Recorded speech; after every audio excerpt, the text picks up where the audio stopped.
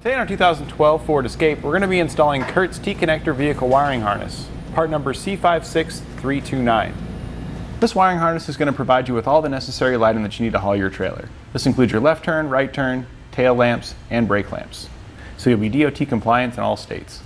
It has a module box that reads all the inputs going into your tail lamp assemblies and sends them to your 4-pole connector here. This is nice because it's separate from your vehicle wiring, so if you have any faults on your trailer, it won't affect your vehicle. The module box is fuse protected, so it'll also have a fuse there in case of any faults that'll open up and allow you to diagnose the problem and reinstall a new fuse.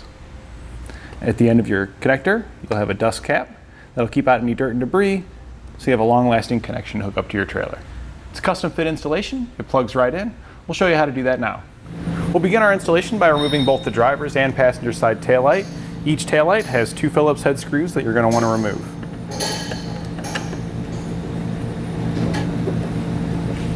After you've removed the screws, you want to pull rearward to release your taillight. You can use a small prying tool to get in there. We're using a plastic one not to damage the paint, to pop it out. Once you've got it removed, you can go ahead and disconnect both your connectors.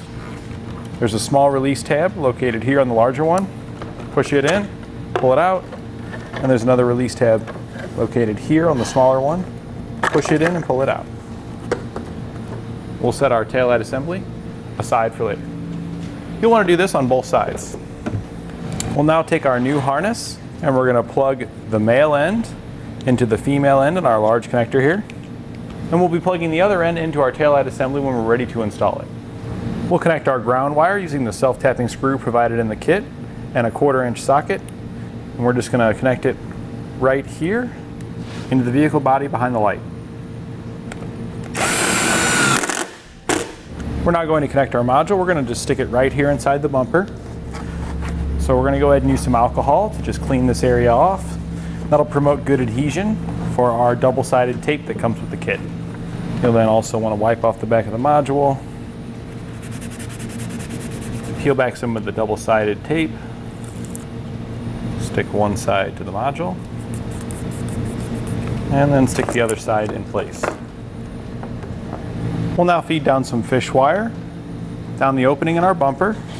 We're going to use a piece of airline tubing for this, but you can use anything that's flexible but a little bit rigid as it makes it easier.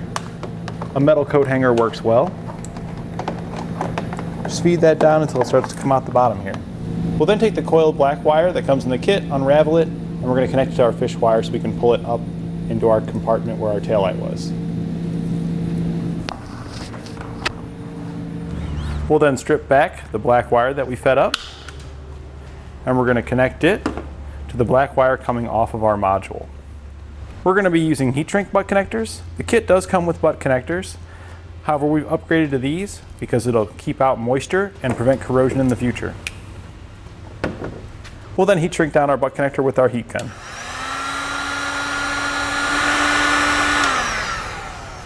Pull up some excess black wire. We're just going to get a little bit here, and we're going to use this excess black wire to feed down some of the wires that we need to run across to the other side.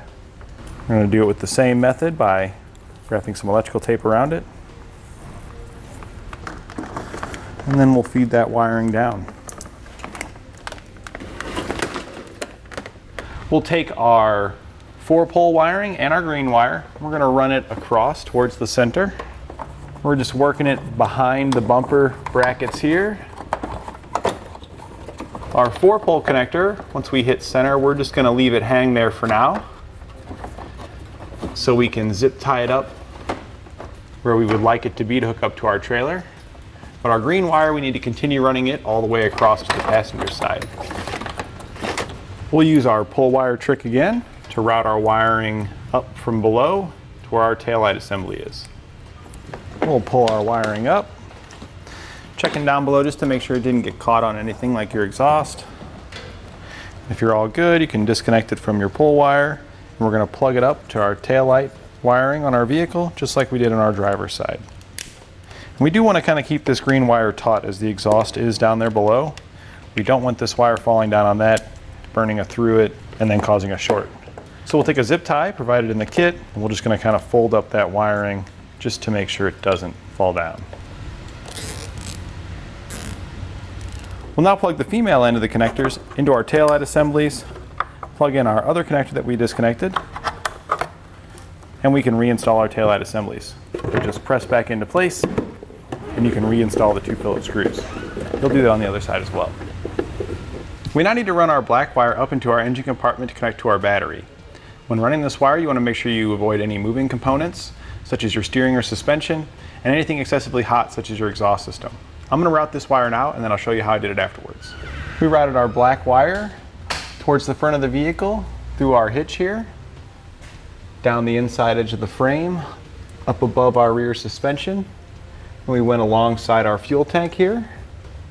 And here we just followed our fuel lines up, zip tying it to the bracket that holds them underneath the vehicle, until we got here just behind our front suspension. We got our pull wire trick set up again, where we're going to pull this up into the engine compartment. It's always a good idea to double check down below to make sure that the wire didn't hang on anything.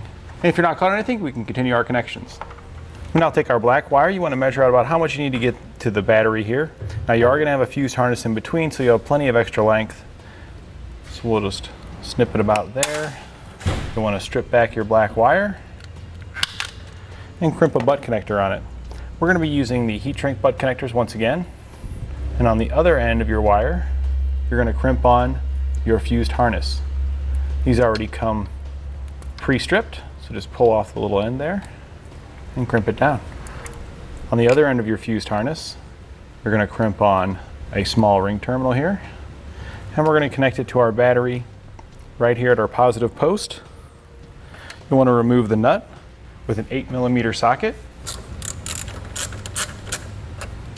Once you've got the nut removed, you'll slide on your ring terminal and reinstall the nut. And finally, we can install our 10-amp fuse that comes with the kit. Just press that in your fuse holder, and you're ready to test the system out. You want to verify you have all your proper signals, which includes your left turn, right turn, tail lamps, and brake lamps. If everything's working properly, you're ready to hit the road. And that completes our installation of Curt's T-Connector vehicle wiring harness on our 2012 Ford Escape.